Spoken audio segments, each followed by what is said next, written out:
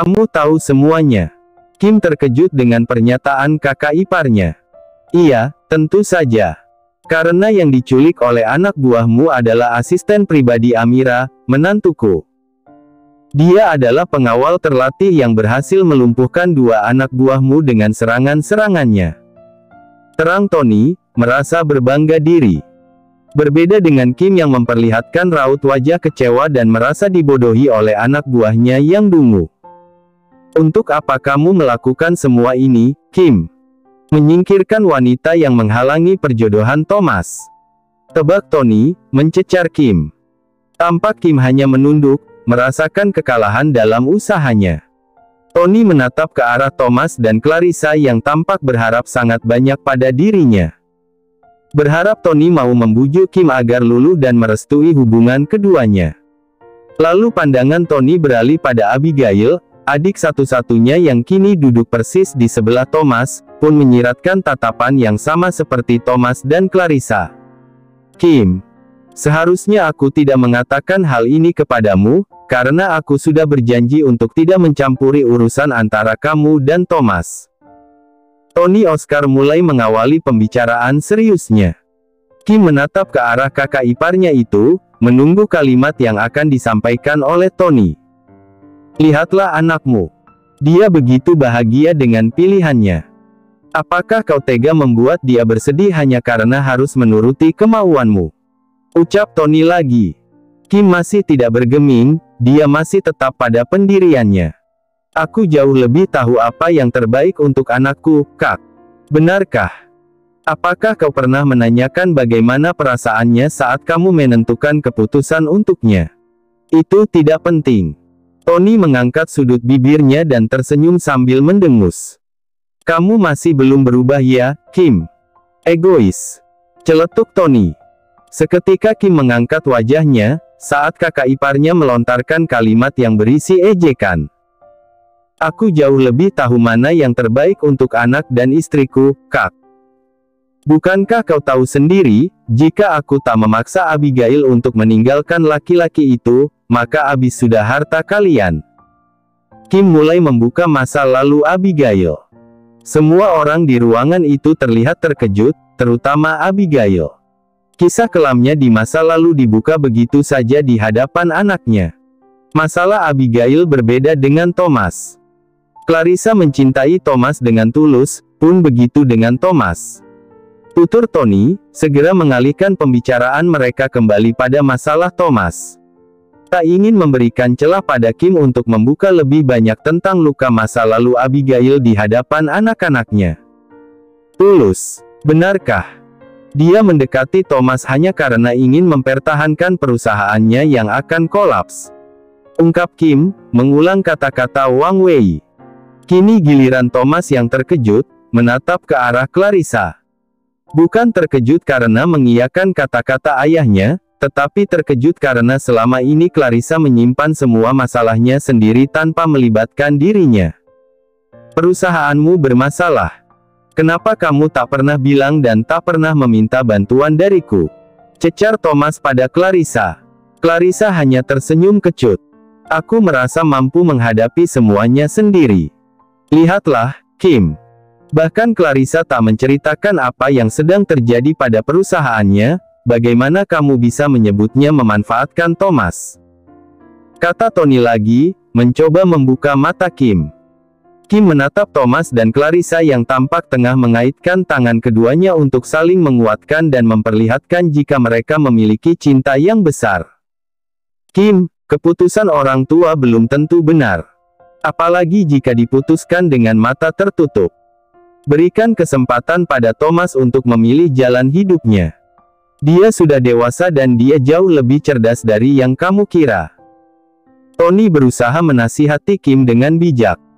Sekali lagi Kim menatap ke arah Thomas, menimbang untuk mengikuti perkataan kakak iparnya. Tapi, perjodohan yang dilakukan untuk Thomas memiliki lebih banyak keuntungan, kata Kim lagi, terdengar sedang menganalisis keuntungan dan kerugian dari perjodohan Thomas. Keuntungan untukmu. Kau menumbalkan anakmu hanya untuk kepentinganmu. Apakah kau sadar akan hal itu, Kim? kata Tony, sekali lagi menyudutkan Kim. Kim kembali tertunduk, hati kecilnya membenarkan kalimat-kalimat Tony yang terasa menusuk. Aku tahu, perjodohan Thomas hanya untuk kepentingan bisnismu. Tapi, apakah menguatkan hubungan bisnis harus dengan perjodohan yang mungkin akan melukai anakmu seumur hidupnya? Apakah kamu tidak ingin melihat Thomas hidup bahagia dengan pilihannya? Kata Tony sekali lagi, terdengar tegas, tetapi tidak menyalak. Kim masih terdiam, tetapi hatinya mulai luluh dengan kata-kata Tony. Dipandanginya sekali lagi anaknya, mengingatkannya tentang masa kecil Thomas yang selalu menjadi penurut atas semua keputusan-keputusan yang dia buat. Mendadak hatinya terasa tercubit saat mengingat kata-kata Tony. Ya, selama ini aku memang egois.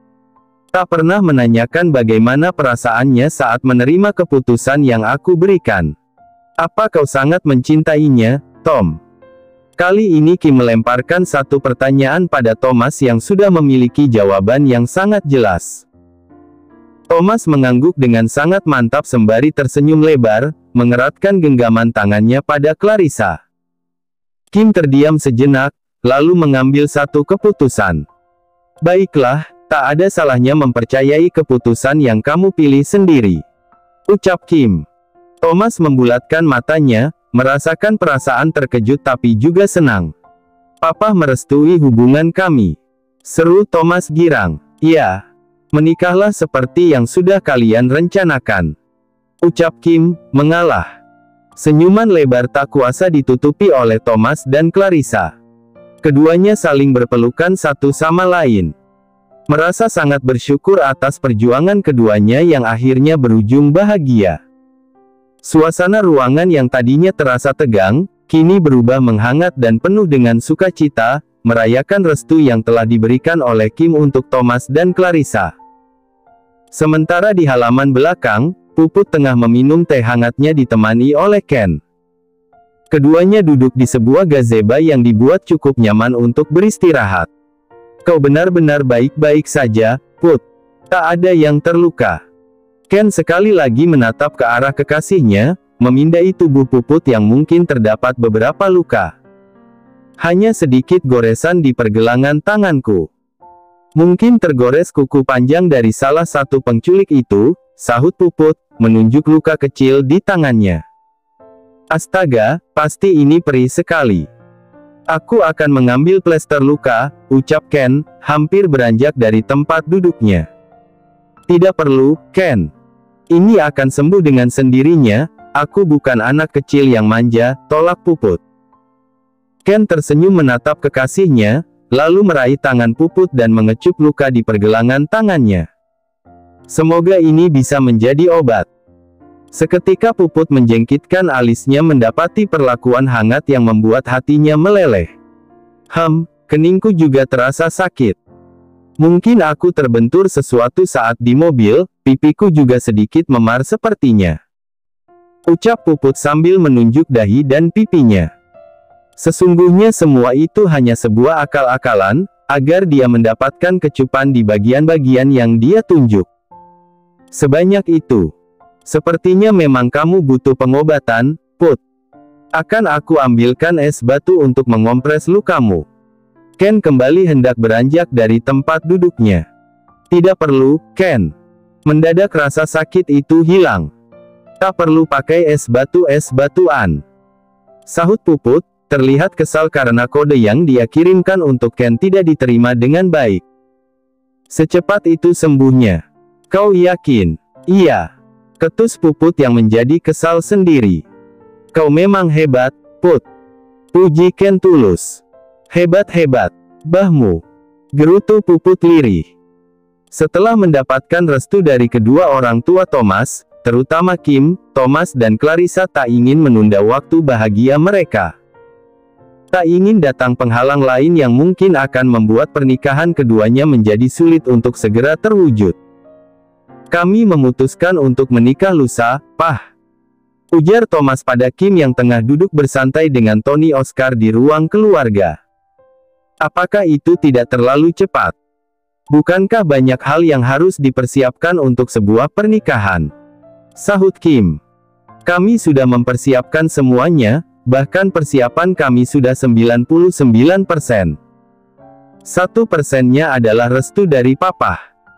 Jawab Thomas sambil tersenyum bahagia. Kim membalas dengan tersenyum masam. Maafkan atas keegoisan Papa, nak. Ucap Kim, merasa bersalah. Lupakan akan hal itu, Pah. Yang terpenting sekarang adalah Papa sudah merestui kami. Sehari sebelum acara pernikahan Thomas, semua orang di rumah Nicholas menjadi sibuk. Mau tidak mau mereka ikut terlibat membantu persiapan pernikahan Thomas.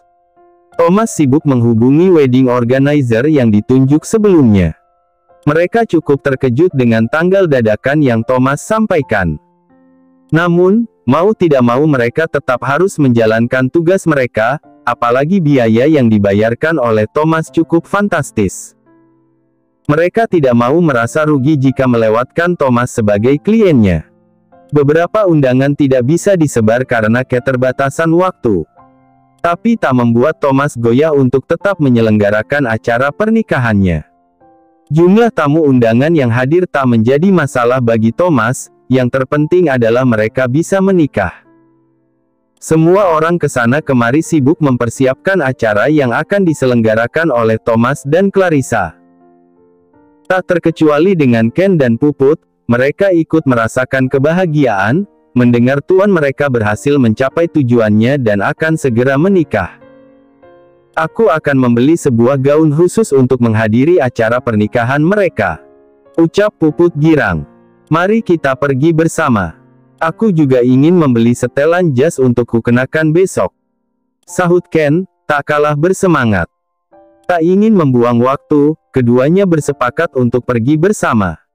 Ken segera membawa Puput ke butik langganan keluarga Nicholas. Ken, apakah tidak berlebihan membeli gaun di sini? Ini butik langganan Tuan Nicholas, satu gaun di sini seharga 1 kali gajiku. Masa iya, aku tak akan makan sebulan hanya untuk membeli gaun. Ujar Puput saat keduanya masih berada di dalam mobil. Tenanglah. Kita masih ada stok mie instan. Sahut Ken santai. Maksudmu aku harus makan mie instan selama sebulan penuh? Ususku bisa keriting, Ken. Nanti direbonding, jawab Ken sambil tersenyum menenangkan. Kau pikir rambut? Ayo, cepat turun. Kita sudah ditunggu oleh pemilik butik. Ditunggu. Dia tahu kita akan datang kemari. Ya, Tuan Nicholas sudah mengatakan pada pemilik butik, jika kita akan datang ke sini untuk mengambil beberapa gaun dan jas yang akan digunakan keluarga Tuan Nicholas dan Tuan Tony juga Tuan Kim untuk pesta pernikahan Tuan Thomas, terang Ken panjang lebar. Apakah gaun dan jas yang kita kenakan juga masuk ke tagihan Tuan Nicholas? Ucap Puput penuh harap. Ya, termasuk juga jas untuk Willy. Mata Puput terlihat begitu berbinar-binar, rasa bahagia tak bisa ditutupi dari rona wajahnya.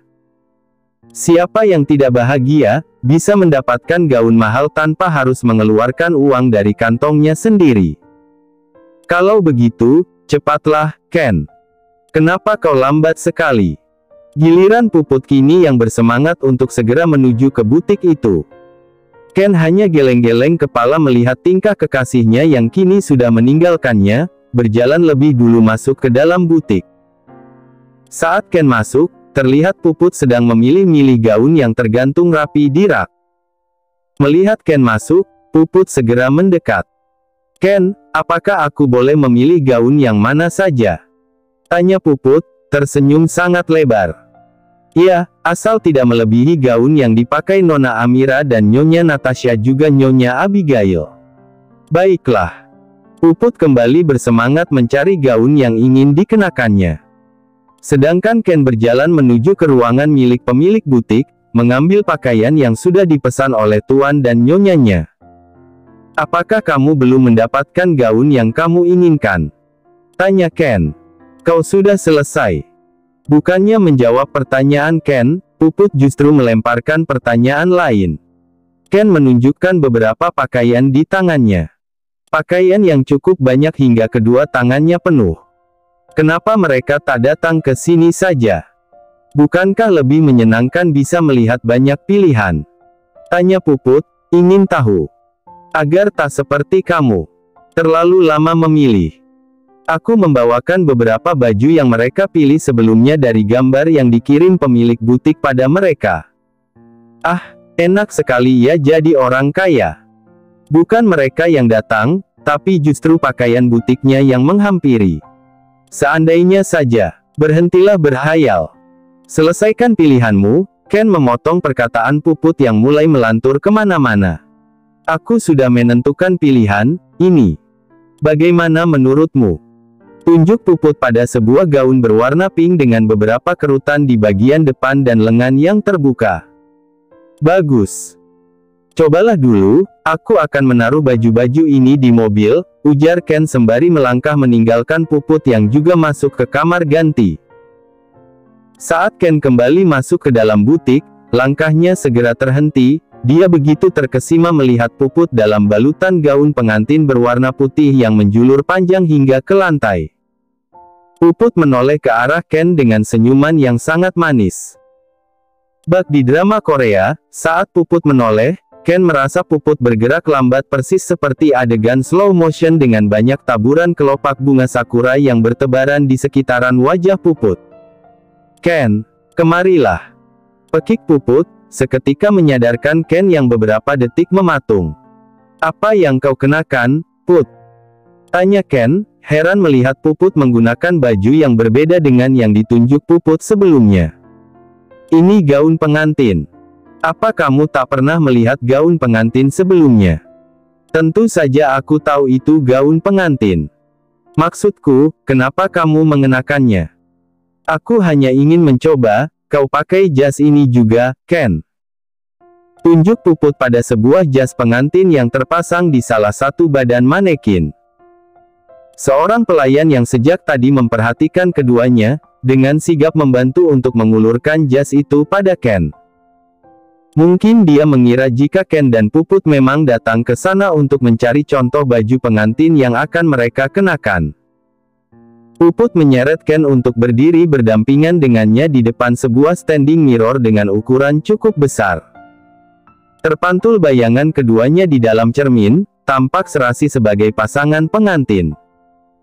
Ken dan Puput sama-sama mematung, memperhatikan satu sama lain dari balik cermin. Bagaimana menurutmu, Ken? Tanya Puput sambil tersenyum malu-malu. Cantik. Celetuk Ken tanpa mengalihkan pandangannya dari cermin yang memantulkan bayangan Puput. Seketika rona merah memancar dari wajah Puput. Kemarilah. Ken kini menoleh ke arah Puput, begitu juga dengan Puput, keduanya berdiri saling berhadapan. Ken sejenak memandangi wajah kekasihnya lekat-lekat. Senyuman terus terpatri di wajah keduanya, seolah mereka benar-benar sepasang pengantin. Dengan lembut Ken membetulkan anak rambut Puput yang sedikit terurai dan menaruhnya di belakang telinga. Apa yang dilakukan oleh Ken membuat Puput mematung, larut memandangi wajah Ken dengan mata berbinar-binar. Ada sesuatu di hatinya yang kini tak dapat lagi dibendung. Keinginan untuk memiliki Ken seutuhnya, seumur hidupnya. Bukan hanya sebagai seorang pacar, tapi lebih dari itu. Ken, maukah kamu jadi suamiku? Kalimat itu meluncur begitu saja dari mulut Puput. Persis seperti perosotan di waterbomb yang licin, meluncur dengan sangat ringan. Ken lah yang kini terdiam, senyuman di wajah Ken lenyap dan matanya membulat akibat terkejut dengan kalimat Puput yang tak pernah terduga baginya. Apakah ini sebuah lamaran? Terserah kamu mau menyebutnya apa, Ken. Sahut Puput tanpa sedikit pun merasa mengeluarkan kalimat yang salah. Aku hanya tidak menyangka akan dilamar oleh seorang wanita, ucap Ken dengan sebuah senyuman keterkejutan. Apakah impianmu dilamar oleh seorang laki-laki? Bukan begitu.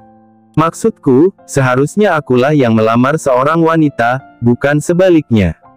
Puput menghela napas panjang, seketika ekspresi wajahnya terlihat suram. Rasanya akan terlalu lama jika menunggumu yang melamarku. Kau tak pernah peka. Jujur Puput. Ken justru tertawa kecil mendengar perkataan Puput. Maafkan aku, sayang, sesal Ken. Tapi, benarkah ini sebuah lamaran? Tanya Ken sekali lagi, kembali meyakinkan dirinya. Ya, tentu saja.